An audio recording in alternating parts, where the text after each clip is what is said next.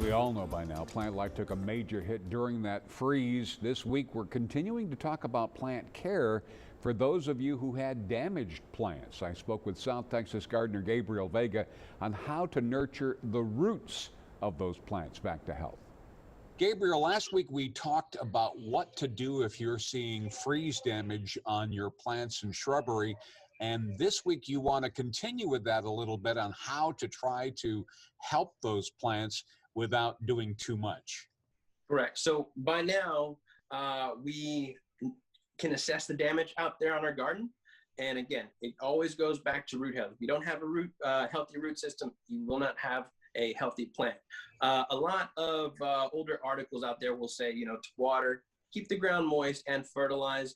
And that's okay. Those work. I mean, the plants do need food to grow. However, one of the things I think some of that advice is missing is the importance of soil and microbe health.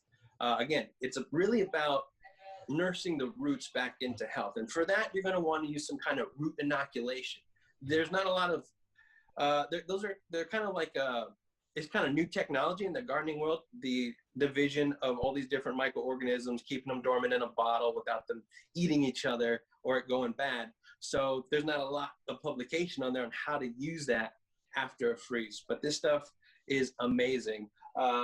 Basically, they've got different kinds of bacillus and trichoderma organisms that are designed to actually eat away dying root tissue at the root zones and promote new root health. This stuff is typically used like on higher cash crops. This stuff is amazing. It's used for hydroponic systems to have explosive root growth, and all of these things can be used in the soil or in potted containers.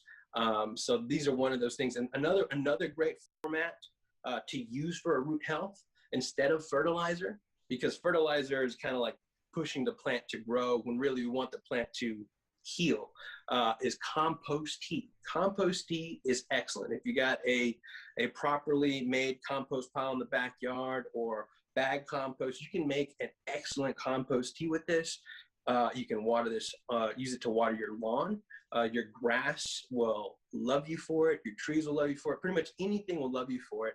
And the great thing is it's more like a multivitamin for the plant as opposed to like nutrient enhancement for new growth tissue. Right now, we just need to recover. We need it to help to heal. And that means healing those root systems before putting on new greens.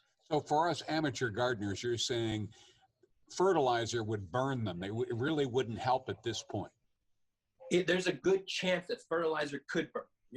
They're stressed out enough as it is. When you give them fertilizer, yes, they do need those micro and macronutrients, but they don't need it in so much supply, especially if the root system has been damaged.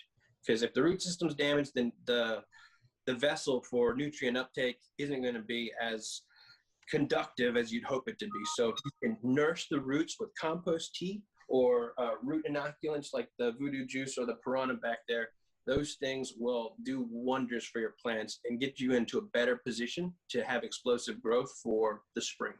So people can find the materials as well as advice at their local, as your nursery or any local nursery, right? Yes. Any local nursery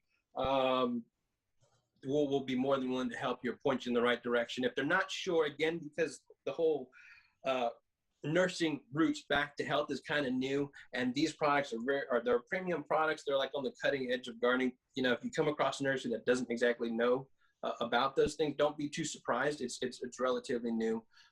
We can help you at Botanico or just kind of look it up. But the main thing is focus on root health. Good enough. Gabriel, thank you so much. Thank you so much.